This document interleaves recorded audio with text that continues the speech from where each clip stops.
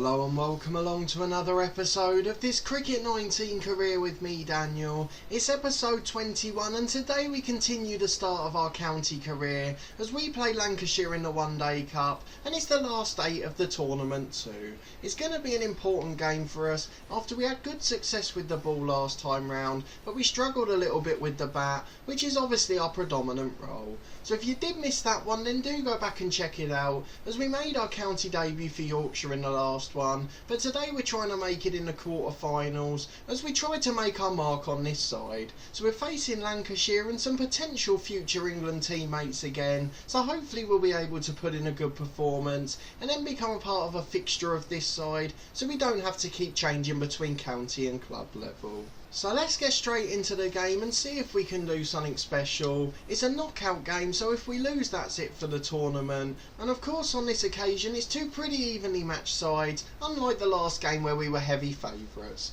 Arguably Lancashire have the better battering and bowling lineup, and we're just dominant in the field, so we'll find out who we'll be facing in a moment. But we've got a medium standard pitch today, not the grassy one we had last time, but the sun's shining and it should be good conditions for batting, so hopefully we'll be able to put on a score. We'll be back in a moment for the toss to find out if Joe Root will have us batting or bowling first. Into the toss then. It's not Joe Root today. I'm not quite sure who that is, but it's definitely Glenn Maxwell for Lancashire. He's the Australian import and a very good one-day player. So let's see what happens as Lancashire win the toss. Are they going to bat or bowl first? They've chosen to bowl, so we're going to be in first again, and hopefully we can put on a bigger score than last time and not get tempted to play at the short ball. I'm not sure if we found a problem with the game, but there's some very weird occurrences going on with the lineup here. At club level it was very consistent, but today the person we opened with last time, Gary Balance, is down at number 7. Tim Bresnan's opening with us, a bowling all-rounder at best, and then Willie's in the middle order with Life. A bit of a strange lineup in truth. No Joe Root or Johnny Bairstow today though, so that is going to make things a little bit tougher. Let's go and get in to face our first ball though, and hope we can survive the first over. We're facing Saqib Mahmood first up. The right arm seamer's going to cause us some trouble.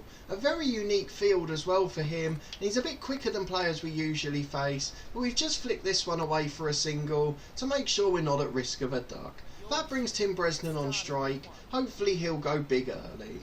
Look who's coming in to bowl the second over for Lancashire. Ali Vessels, a player we faced a lot at club level. It looks like he's been promoted at a similar time to us. He's coming over the wicket as Tim Bresnan's seen off 5 dot balls. A very slow start for us, and it looks like we're going to have to take the responsibility here as we've got a bit of a weakened batting lineup.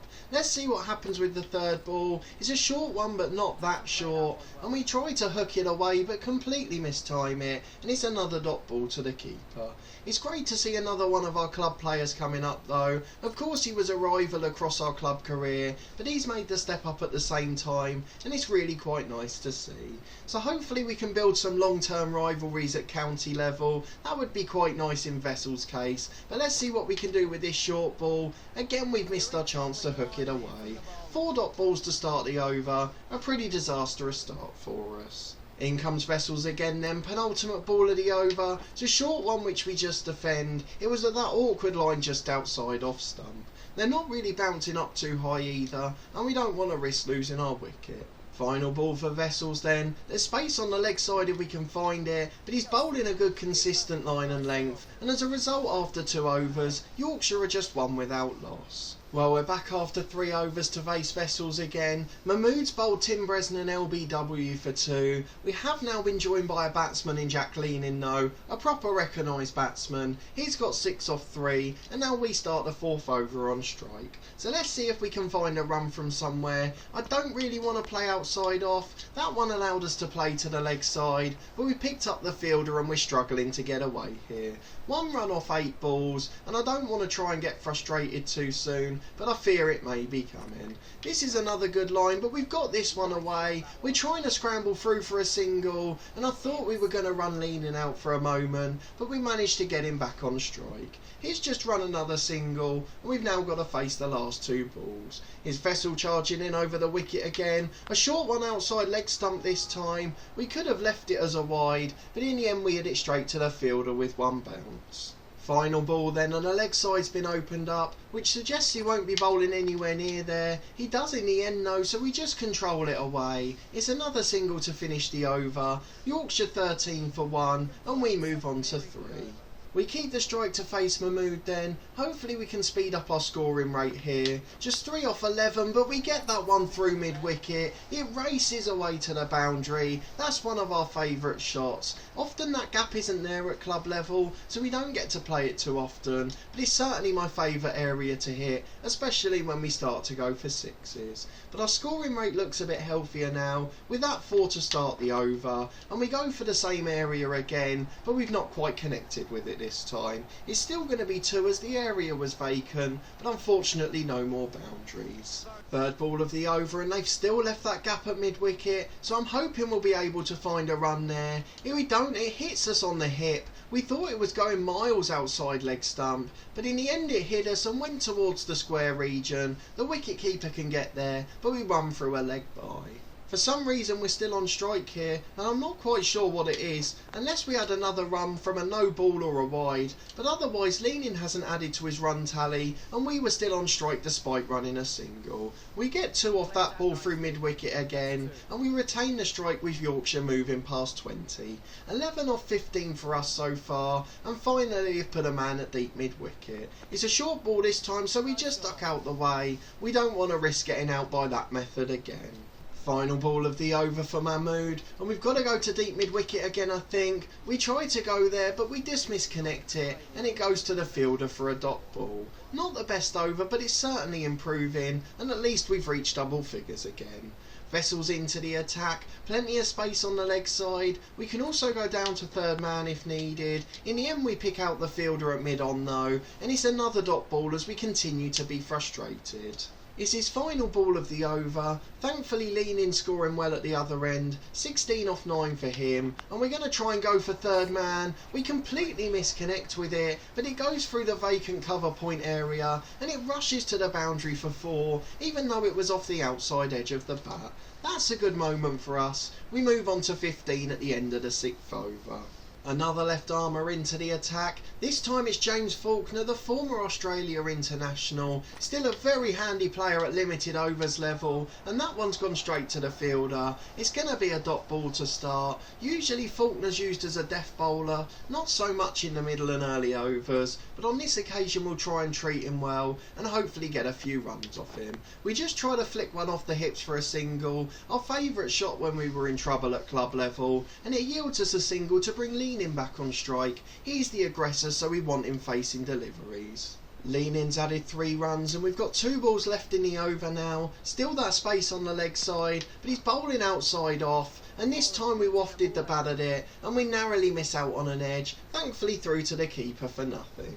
It looks like Mahmood's continued his brilliant start at the other end. He bowls Jack Leanin for 23, and now we're joined by Harry Brook, who scored 6 off 4, and we're back to face Faulkner at the start of the 10th over. It's a very similar field, and he's quite hard to get away. He keeps bowling just outside off stump, so when we get one on the pads like that, we've got to take advantage and get boundaries. It's a 4 through that vacant leg region, and thankfully it's a no ball as well. We've got a free hit, and we're going to go big, just to see if we can nick another boundary. If it's on the hips we'll get a 4 to the leg side. If it's outside off like this we'll go for a big shot, and we completely miss it. It's an inside edge and it goes down to the man at square, just a single off the free hit.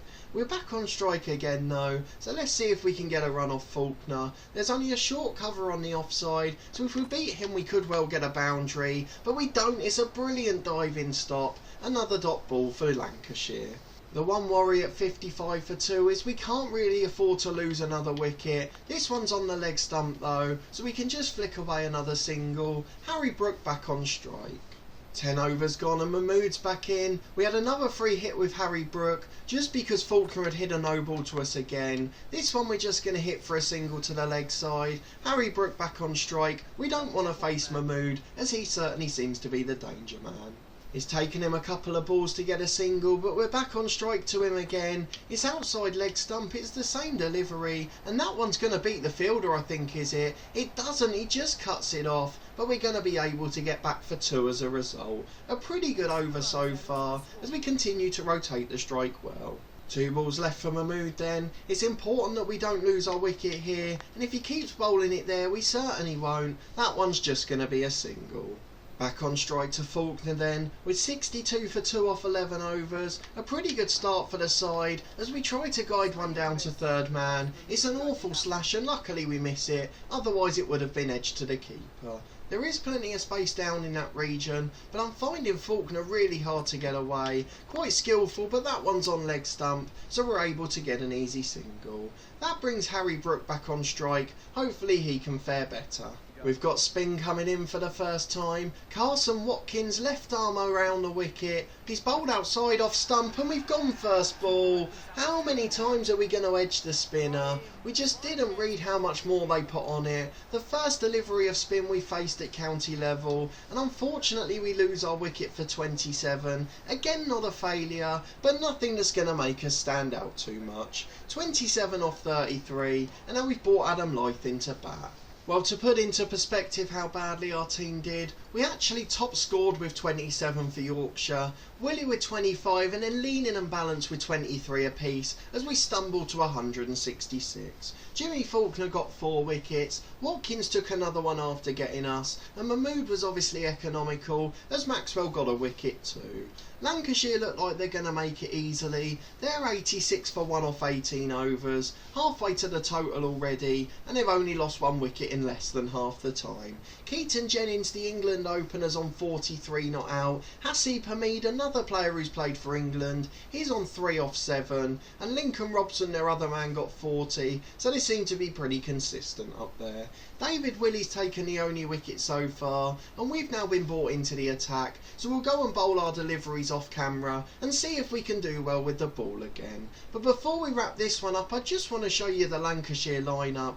One, because it breaks the rules. There's 4 Australian batsmen in there: Lehman, Maxwell, Burns and Faulkner. 4 Aussies, which isn't obviously permitted in the one-day tournament. They've also got Jennings and Hamid, England internationals, and a really good bowling attack too. So Lancashire look like a very good side, despite missing a couple of their England internationals. But of course we're going to lose the game, so I'm not going to show you it on camera, particularly as we bowl economically. It's only going to delay the inevitable. We saw plenty with the ball last time out as well, and lots of defensive shots from our opposition, so we don't want to show you 10 more overs of that today, although I highly doubt we'll be able to hold on that long. But if you did enjoy this episode and that slightly better performance with the bat, please do put a thumbs up on the video. It is frustrating that the same 2 weaknesses are coming back to haunt us. Our first innings for Yorkshire ended with a short ball catching us out, and then outside off stump to the spinner this time. Again we've edged it to the keeper. We've got to learn just to leave those shots and trust ourselves to score off other deliveries. It's something that we will improve gradually, but we can't keep saying that for too long. Eventually we just have to improve. But a better score of 27 this time, and hopefully that's a sign of progress moving forward. Let me know in the comments what you thought of the innings. Generally it seemed like the bowling lines were better, and have you noticed the same in your career, with club level players getting promoted alongside us? So obviously we faced Vessels today, something I wasn't expecting to see, and something that didn't really happen in previous games. Subscribe to the channel for 3 episodes a week from this Cricket 19 career, every Tuesday, Thursday and Saturday at midday. A massive thank you to everyone that continues to support the series, as well as the Ashes Test playthrough we did beforehand. I can't thank you enough for the support with both of them. I've been blown away by the amount of you that have given it a try. There's also daily FM19 content from my long-term One Club story. That's with Torquay United. Every Sunday to Thursday at 4:30. We've got episodes 5 days in succession. And then on Friday at the same time, our Snooker 19 Career Mode series continues. We're coming up to the season-ending World Championships in that one, so I'm hoping we'll be able to put on a special display.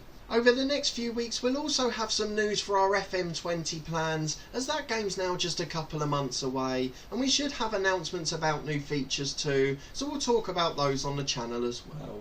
But a massive thanks for watching this one and your continued support with the series. I really do appreciate it as always, and I hope to see you next time for another big game, as we look to continue our improvement at county level as our career continues to progress.